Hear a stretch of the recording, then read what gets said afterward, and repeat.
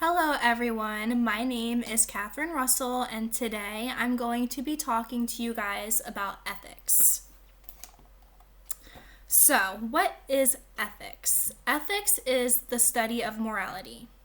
This branch of philosophy covers the beliefs of right and wrong and good and bad. In this class, we discuss ethical issues that will require your judgments, rules, and values. Without ethics, we would not be able to define who we are as an individual. Ethics serve as a guide to moral daily living and help us judge whether our behavior can be justified. Ethics refers to society's sense of beliefs on how we should be living our daily lives. It does this by establishing rules, principles, and values on which we can base our conduct. So some important features that we learned in week 2 can start off with the preeminence of reason. Ethics always requires critical reasoning. The preeminence of reason is also known as the importance of reason. In ethics, the preeminence of reason always allows any person to use reason while evaluating moral issues. In layman's terms, this means that moral judgments that are made must be supported by reasons. Another very important thing that we learned in week 2 is the universal perspective.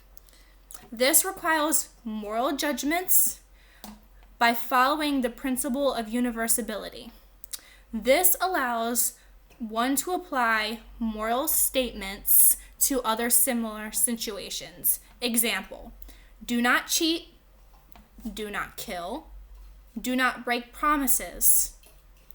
They are all different terms and they all mean different things, but they are all moral judgments.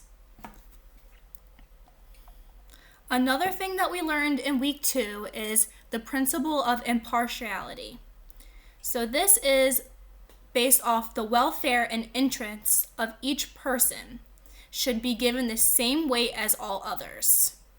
This means that your perspective must be non-biased and non-prejudice. One should not be judged by the color of their skin or the color of their eyes. One should not be judged because they come from a different place. So you cannot take somebody's personal appearance or somebody's, personal religion. You can't take that and you can't judge them. You can't make them different from one another. Another thing that we learned about in week 2 is the dominance of moral norms. This is when moral norms conflict with non-moral norms. And then that always means that moral considerations win. Example, adherents of one religion may disagree with one of another. Believers within a religious tradition may disagree with one another. This also falls under religion and morality. So, that brings me to religion and morality. We also learned that in week 2.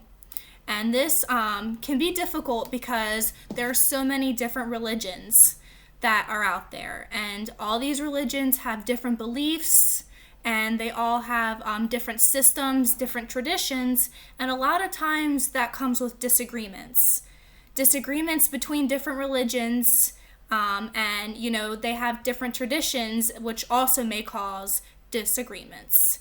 Believers sometimes disagree with their religion's leaders on moral issues.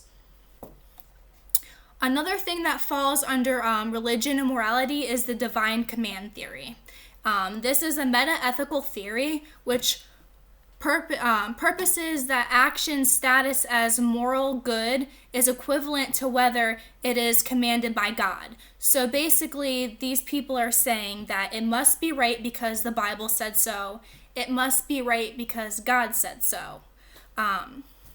So that falls under religion. In week 2, we also talked about one of the world's most famous philosophers, Socrates. Socrates was imprisoned for basically, he was imprisoned because he spoke his mind. He corrupted the youth, and that caused a lot of problems. And in Crito's play, Socrates was refusing to escape from the prison, but his friend Crito wanted him to escape. So one of the quotes from that play is, "But why, my dear Crito, should we care about the opinion of many?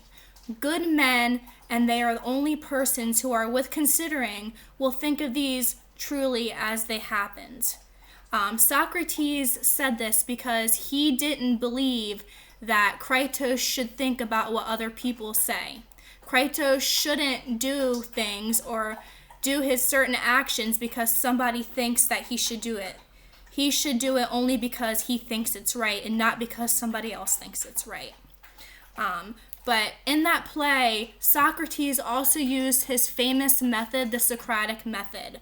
This is an argumentative discussion between individuals based on asking and answering questions to stimulate critical thinking. How will understanding ethics help me succeed in my career? Ethics is fundamental to nursing. All nurses should respect their patients, maintain patients' dignity, and protect patients' rights. So ethics is very important to nursing. It is very important to my career. Nurses must create an environment mutual to trust and respect between patients and healthcare. Another important thing that falls under ethics is keeping patient confidentiality, and that falls under HIPAA. And that is something that the healthcare uses to create privacy between patients and healthcare. So when somebody goes to the doctor, their information cannot be told to anybody else. When they go see a healthcare professional, their information stays private. And without ethics, nursing would not be the same. Thank you guys for listening, and that's going to be all today.